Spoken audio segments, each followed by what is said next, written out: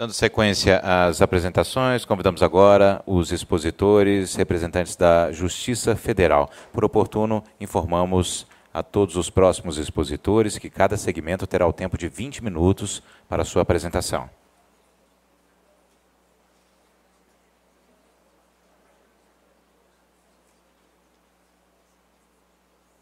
Estamos representando o segmento da Justiça Federal. Eu sou a coordenadora eleita pelo grupo, Terezinha Caseta, desembargadora do Tribunal Regional Federal da Terceira Região. A apresentação vai ser feita pela doutora Camila, que é juiz auxiliar da Corregedoria, e vai passar a conclusão dos trabalhos. Apenas ressaltando que nós procuramos diminuir as metas a cumprir na ideia de restringir realmente aquilo que é factível e naquilo que devemos nos concentrar mais prioritariamente. E deixar para discussão, como aqui também já foi tratado, algumas metas que estão se mostrando difíceis ou inviáveis de cumprimento por fatores externos à justiça, que nós pensamos que elas devem ser melhor discutidas no sentido de desenvolver ações, inclusive com outros órgãos, para que se tornem factíveis também. Então, nós nos concentramos naquelas que a Justiça Federal tem tido condições de dar um resultado melhor. Então, já rapidamente, vou passando a palavra para a doutora Camila, que vai expor detalhadamente o nosso trabalho. Boa tarde a todos. Eu represento o coordenador do CJF, que é o ministro Arnaldo Esteves. Eu sou juiz auxiliar dele. Então, faz de conta que sou eu.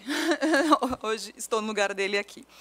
Bom, essa é a Silvana, do CJF, que nos ajuda, e a Thelma, que é do TRF da 5ª Região. Então, estamos aqui assim, em forte representação feminina para tentar fazer os esclarecimentos das metas que nós optamos e os motivos de uma forma mais breve possível.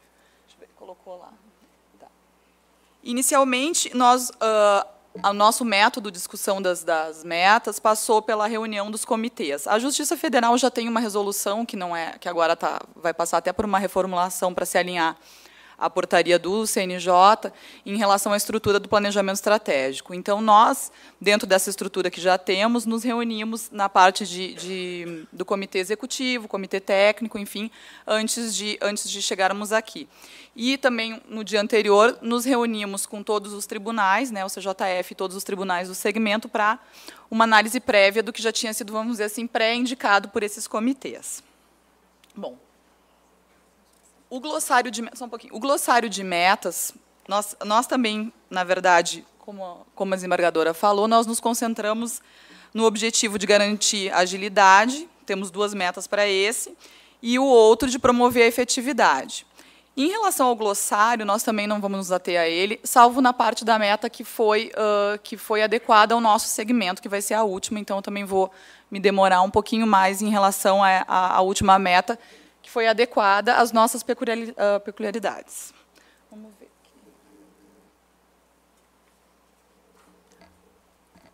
aqui. Não, lá não enxergo. A meta número 1, assim como na Justiça do Trabalho, ficou julgar uma quantidade maior de processos de conhecimento do que os distribuídos em 2014. Essa meta é uma meta nacional e certamente vai permanecer. E aqui a gente nosso segmento discutiu isso bastante, eu sei que já foi colocado, mas não poderíamos deixar de registrar, que queríamos colocar como sugestão ou como desafio para o planejamento, começarmos a incluir indicadores de qualidade também, e não só de quantidade. Além disso, nesse indicador, a gente tem um pequeno problema, segundo a gente foi tocado aqui numa das palestras da manhã, que é o descontrole, vamos dizer assim, da distribuição. Então, às vezes, por mais que o magistrado consiga, com a sua unidade, com a sua estrutura que tem, com servidores, né, com o apoio que recebe, aumentar a produtividade, não consegue fazer frente à distribuição. Acho que até foi levantado isso pela JUF, né, pelo representante da JUF, que falou que a produtividade aumentou em quase 8%, mas a distribuição ficou em 9%. Então, na verdade, essa meta, além da gente fazer essa pequena sugestão em relação a um indicador de qualidade, ela também apresenta esse problema que a gente não tem um exato controle dessa distribuição, assim como não tem como, de plano, melhorar a nossa estrutura, né? Então, é realmente uma coisa que desafia, que tem um fator aí de desafio muito grande por conta disso. Além disso, eu queria que a Thelma falasse especificamente, eu vou dar uma ideia, mas especificamente dentro dessa meta, olhando o glossário, pelo menos nos TRFs há um probleminha, vamos dizer assim, para o cálculo, na parte do critério de cumprimento do cálculo da meta, em relação à ausência da fase de julgamento de agravo interno e agravo inominado. O que a gente verifica na Justiça Federal é que a gente não tem, por regra, a distribuição dos incidentes internos, como embargo de declaração, agravo regimental ou agravo inominado, né, mais conhecida. Então, nós não distribuímos esses processos, né? Eles têm uma forma de acompanhamento diferente. A gente entende que ele é uma petição nos autos e contar ele 2 vezes, ou seja, fazer uma redistribuição, mudar a classe, seria inflacionar um número que não existe, seria contar 2 vezes o mesmo processo. Então, o que a gente sente falta hoje é que, na tabela de movimentos, existe o julgamento dos embargos, mas não existe o julgamento do agravo inominado. Então, hoje, a gente não tem como saber se o julgamento foi de um agravo ou, efetivamente, da ação. E esse é um pedido que a gente tem para o CNJ, que é de incluir a fase correta de agravo inominado, para julgamento do agravo inominado, assim como existe para os embargos de declaração. É isso. Obrigada, Thelma. Bom, de resto, então, fica tudo mantido em relação a essa meta que é nacional, né? Em relação ao glossário, a gente vai pular também, eu acho, a descrição. Acho que a descrição do glossário ali tem um hiperlink na apresentação, mas a gente vai pular porque não foi feita nenhuma alteração. Só mesmo essa sugestão de inclusão na tabela de movimentação processual, que a gente acha importante para ter uma fidedignidade dos dados que forem levantados, né? A segunda meta também se relaciona para garantir agilidade nos trâmites, ao objetivo de garantia. E, para nós, em consenso, achamos que podemos, ou aprovamos esse percentual, que era de 50%. Nós, então, mantivemos os anos de julgamento, que já eram 2008 para o primeiro e segundo graus da Justiça Federal e 2010 para os juizados e turmas recursais. Então, aumentamos o percentual para 100%. Né, nos processos distribuídos. Claro que isso aqui vai ficar dentro do nosso segmento, porque essa meta já é segmentada, como nós sabemos. Então, é a proposta que a gente traz para o segmento da Justiça Federal. E, além disso, a nossa proposta também é levar isso para juntar com os dados estatísticos e, a partir deles, verificar por região qual é a possibilidade, inclusive, eventualmente, de aumentar o ano, né, vamos dizer assim, que alguns tribunais já conseguem cumprir, entre os nossos tribunais já cumprem essa meta, então, eventualmente, colocar, ao invés de 2008, 2009, enfim, mas isso dentro do nosso próprio segmento, a gente vai precisar, a partir de estudos mais detalhados, que a gente não tinha acesso para aprovar a meta. Mas, em relação a essa, foi consenso para o nosso segmento como um primeiro passo, vamos dizer assim. Deixa eu ver o que eu tenho. Depois, vamos... pode abrir. Não, a terceira. Né? A última meta, que é a meta que se relaciona ao objetivo de promover a efetividade no cumprimento das decisões, ela foi uma meta mais discutida entre nós e que sofreu mais alterações, vamos dizer assim. Porque, em conversas, e até foi isso, acho também a desembargadora já introduziu esse assunto, conversas com os tribunais, nós verificamos que existe praticamente uma impossibilidade em relação às execuções fiscais de cumprimento da meta, porque não só não depende do trabalho do juiz, como no que depende, que a gente sabe que é o arquivamento provisório, sobrestamento, enfim, aquele impulso que o juiz muitas vezes tenta dar.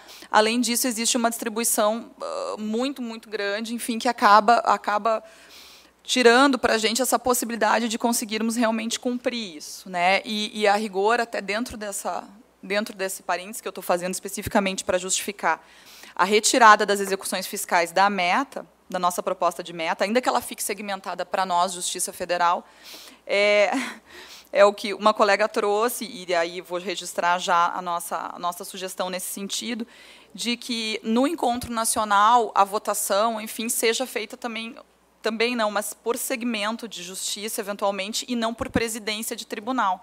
Porque, para nós, na Justiça Federal, por exemplo, não faz sentido, é uma meta que a gente não conseguiria cumprir, deixar as execuções fiscais, e, eventualmente, na Justiça Estadual é uma meta factível. E aí, como nós somos 5 presidentes lá, eventualmente mais o CJF, se a Justiça Estadual entender que é uma meta e votar com todos os seus estados, a gente vai ficar naturalmente, né, vencidos e, infelizmente, por mais que se esforce, não vai conseguir cumprir nessa parte. Então, feito esse esclarecimento, esse é o motivo principal pelo qual nós tiramos dessa meta as execuções fiscais. Mas mantivemos a fase de cumprimento ou de execução de sentenças, né, com a previsão de redução de 10% do acervo. Aqui nós incluímos, na verdade, também os procedimentos do juizado. Então, no nosso glossário aqui, a gente fez uma inclusão, que foi da classe da 436, que é dos procedimentos de juizado, porque a gente achou importante, embora nas ações de juizado nós não tenhamos, né, uma separação da fase de cumprimento ou de execução, nós termos esse indicativo, esse indicador, conhecermos esses números para saber se estamos conseguindo, vamos dizer assim, dar cabo desses processos, ou ao menos que eles passem pela fase até o pagamento. Como não é essa separação, muitas vezes, de fase de cumprimento ou de, claro, não é aberta uma execução, uma nova classe de cumprimento para os processos de juizado, a nossa sugestão é de se fazer isso através da verificação do trânsito em julgado, né? O controle através do trânsito em julgado. Então, o processo que tivesse já trânsito em julgado no juizado já estaria cumprindo, já teria cumprido a meta nesse particular. Além disso, também foi sugerido, por conta de uma verificação de uma fase que existe na Justiça Federal, mas não tem na tabela unificada, é isso, né, Thelma? É a fase de sobrestamento para aguardar o pagamento por precatório, por exemplo. Tu me corrige se eu estiver errada. Mas fala um pouquinho. Na realidade, a tabela do CNJ, na época da discussão sobre inclusão de fases ou não, houve uma proposta da Justiça Federal de que houvesse uma fase específica de sobrestamento, e ali se colocasse aguardando decisão de Tribunal Superior, sobrestamento aguardando pagamento precatório de RPV, e o CNJ não concordou com essa proposta, entendendo que o controle deveria ser feito pela decisão do magistrado, ou seja, pelo evento do magistrado quando sobresta o processo. Só que ali só tem a fase de sobrestamento, não diz o motivo, por qual motivo. Então, fica pobre esse controle. E a gente precisa desse controle na execução de sentença por causa do pagamento dos precatórios e dos RPVs. Então, é um outro pedido que a gente faz também ao CNJ de inclusão dessa fase de sobrestamento para ajudar nos controles dos relatórios estatais. Porque, na verdade, com essa fase de sobrestamento, aguardando o pagamento, já estaria incluído, né, já estaria cumprido, vamos dizer assim, o processo estaria apto a fazer parte da meta. Bom, em síntese, são essas as três metas que nós aprovamos. Nós discutimos bastante também a respeito da meta 18, que foi objeto de discussão aqui de apresentação no primeiro dia. Já tem um indicativo de que ela vai permanecer como uma meta, vai ser uma meta permanente, né? A nossa única preocupação, e por isso nós não incluímos aqui entre as nossas metas, é uma preocupação em relação à qualidade dessas decisões. Como são processos, pelo menos na Justiça do Trabalho, não, na Federal, bem complexos, nós ficamos com medo de aprovar uma meta sem que ela tenha em seu bojo um indicativo, eventualmente, de qualidade também, né? A gente fica com medo daquele que vire uma matança de processos, vamos dizer assim, desses processos que ninguém quer ou fica sendo pressionado para cumprir, ao passo que são os processos, vamos dizer assim, que a gente tem que ser os mais exemplares, né? Então, na verdade, eu queria fazer essa observação, em nome da Justiça Federal também, não que nós não achemos que isso é muito importante, mas que que é tão importante que, na verdade, mereceria, inclusive, talvez dentro